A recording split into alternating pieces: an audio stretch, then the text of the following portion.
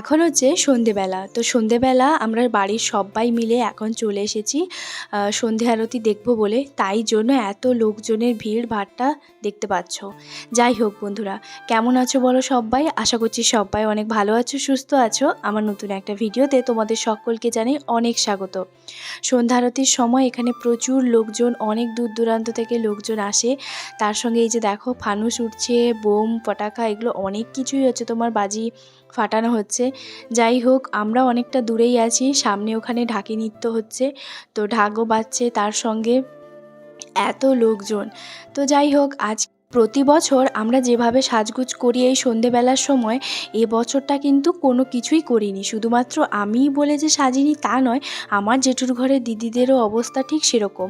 ওই নর্মাল যেভাবে একটা সুতির শাড়ি পরেছিল ওইভাবেই হচ্ছে তোমার এসছে। কেন জানি না এবছর খুব একটা আমাদের নিজেদের মধ্যেই যেন ইচ্ছেই জাগেনি।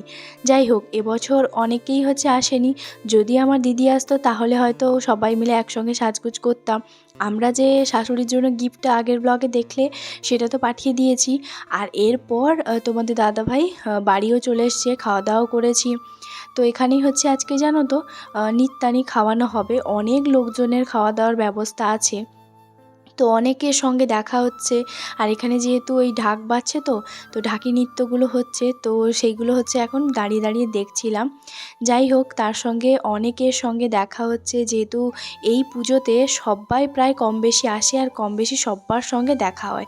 যে যেখানেই থাকুক না কেন এই মনসা পুজোতে আসার একটু চেষ্টা করে, কারণ সত্যি কথা বলতে ভীষণ আনন্দ হয়, ভীষণ মজা হয়। যাই হোক, আমরা তো খুব একটা সাজিনি। আর এই যে দেখো, যত হচ্ছে তোমার সন্ধে আরতির সময় আরও যত দেরি হচ্ছে না, তত মানে লোকের ভিড় বেশি হচ্ছে। আর এরপর শুরু হয়ে যাবে বাতাসা হরিলুট। তো সেই জন্য এখানে প্রচুর পরিমাণে আরও ভিড়। ওই সামনেতে যা যা সন্ধ্যা আরতির কাজ ছিল ওগুলো সব কিছু হয়ে গেছে। এইবার দেখো, বলতে বলতে সন্ধ্যা আরতি তো শেষ হয়ে গেছে, এখন বাতাসা হরিলুট। কেজি কেজি মানুষ, কুইন্টেল কুইন্টেল বাতাসা হচ্ছে হরিলুট করে। আমাদেরও আছে, তবে খুব অল্প করে। যাই হোক, এই যে দেখো 3 মূর্তি এখানে হচ্ছে তোমার বসছে। এবছর 3 জনের মানসিক ছিল। তবে এত ঠাকুরের বায়না দেওয়া আছে না, তোমাদেরকে বলে বোঝাতে পারবো না। প্রতি বছর একটা করে মূর্তি পুজো হতো, তারপরে শুরু হলো 2টো করে মূর্তি, আর তারপর 3টে করে মায়ের মনসা মূর্তি পুজো হয়।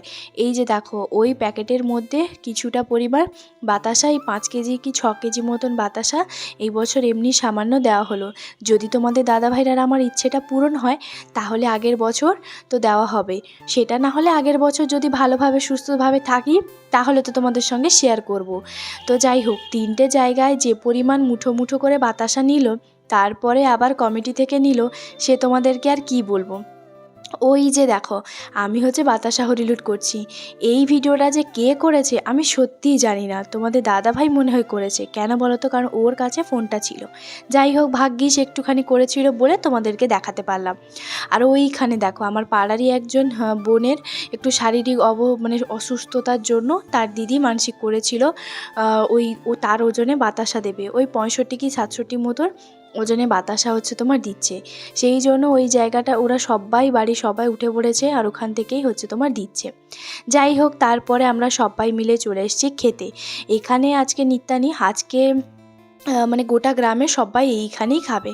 বাকি তো রইলো আশেপাশে কি কয়েকজন, তারাও কিন্তু আসে। পুজোটা যেখানে হচ্ছে আমার বাবার বাড়ির একদমই সামনে, মানে হয়তো 2 পা দিলেই হচ্ছে মানে প্যান্ডেলটা। তার মানে বুঝতে পারছো কতটা পরিমাণে সামনে। এতজনের লোকজনের আওয়াজ, আর ঘুমোতে ঘুমোতে না রাত 1:30, 2টো, 3টা বেজে যায়। এই যে দেখো, আমার দিদির জেঠুর ঘরের মেয়ে। তো যাই হোক, ওখানে হচ্ছে সবাই মিলে খাচ্ছিলাম। আর তারপর আমরা যদিও বা জায়গাটা প্রথম পেয়েছিলাম, কিন্তু আমরা বসিনি, একটুখানি অপেক্ষা করছিলাম, তারপরে খাবো। আর এই যে দেখো, তারপরে খেতেও বসে পড়েছি। তোমাদের দাদা ভাই পাশে হচ্ছে তোমার খাচ্ছে। আর তারপরে এই যে দেখো, আমার ভাই এখন হচ্ছে তোমার সবাইকে প্রসাদ খেতে দিচ্ছে। আর ওর এই লুকটা কেমন লাগছে অবশ্যই জানিও। ও যেখানে থাকে না, এইভাবে সাদা উত্তরীয় মানে সাদা ধুতি আর হচ্ছে তোমার কালো রঙের ওই রকম করে পরে। তো সেই জন্য ও এই বছর হচ্ছে তোমার এইভাবে নিয়ে এসছে, পড়ছে। যাই হোক, বেগুনি পড়লো, পোলাও পড়লো, আর পড়লো ওই সয়া চিলির পড়েছে। যাই হোক, খাওয়া দাওয়া কিন্তু ভীষণ ভালো হয়েছে। তরকারি তোমরা নিশ্চয়ই জানো যে আমি প্রসাদ খেতে ঠিক কতটা পরিমাণে ভালোবাসি। সত্যি আমি প্রসাদ খেতে বরাবরের জন্য ভীষণ ভালোবাসি। যাই হোক, এখানে তোমাদের দাদাভাই দাদুভাই আমরা সবাই মিলে বসছি। প্রথমে একটুখানি পোলাও হচ্ছে আর একটু সয়া চিলি মাখিয়ে খাচ্ছি। তারপর প্রসাদ, চচ্চড়ি, ঘন্ট এগুলো তো সব কিছুই আসবে। তো যাই হোক, এখানে বসে খাচ্ছিলাম আর পাশে সবার সঙ্গে একটুখানি কথা বলছিলাম, কারণ অনেকের সঙ্গে দেখা হচ্ছে তো সেই কারণে। এই যে দেখো, এখন পড়লো প্রসাদ, আর প্রসাদের পর তারপরে হচ্ছে যেহেতু অনেকগুলো হচ্ছে পঙ্গত বসছে তো তো সেই কারণে কি বলো তো, একটুখানি দেরি হচ্ছে দিতে। আর এই যে একটা পনির দিয়ে মিক্স ভেজ একটা পনির, ওটার একটা তরকারি। এই তরকারিটা না খুব একটা বেশি তেল না হলেও খেতে দুর্দান্ত হয়েছিল। খুব সিম্পলভাবে বানিয়েছিল। তবে এবছর প্রতি বছর এই মানে ওই যে সন্ধ্যা আরতির সময়, সন্ধ্যা আরতি হয়ে যাওয়ার পর খিচুড়ি বিতরণ হয়। কখনো কখনো বসেও খাওয়ানো হতো। তো আজকে কয়েক বছর ধরে খিচুড়ি খাওয়ানো হতো বসিয়ে। তো এখন কি হয়েছে বলো তো, এখন এই বছর প্রথম এই যে নিত্যানি করেছে। ঘন্টটা দেখতে পেয়েছো নিশ্চয়ই, আমি দুবার একসঙ্গে নিয়েছি, কারণ কখন আবার আসবে তার কোনো ঠিক নেই। যাই হোক, পুরো ভাতটাই হচ্ছে ঘন্ট দিয়েই খাবো।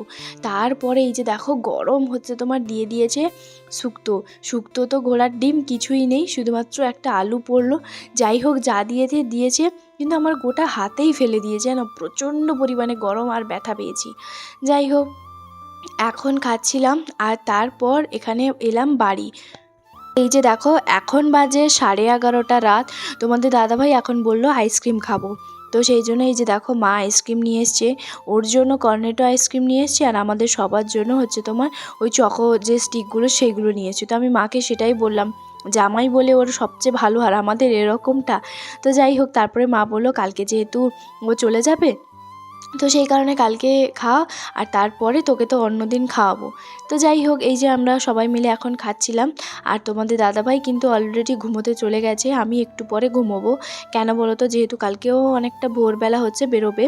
যাই হোক, এই যে দেখো, এরপর মা আমাদের জন্য নিয়ে এসছে। আর তারপর এই যে দেখো, এতগুলো আইসক্রিম, প্রায় 2-3টে মতন আইসক্রিম আমরা সবাই মিলে খেয়েছি। তো পরে মা আমাকে বলল যে না আরও একটা কর্নেটো তোর জন্য নিয়ে এসেছি। আসলে কি বলো তো, আমি একটুখানি ওই আইসক্রিম খেতে ভীষণ ভালোবাসি। তবে এই যে চকো স্টিক আইসক্রিমটা না এত সুন্দর, মানে তোমাদেরকে বলে বোঝাতে পারবো না। দেখো, ঘরের মধ্যে থেকে আবার চলে এসেছে উঠে।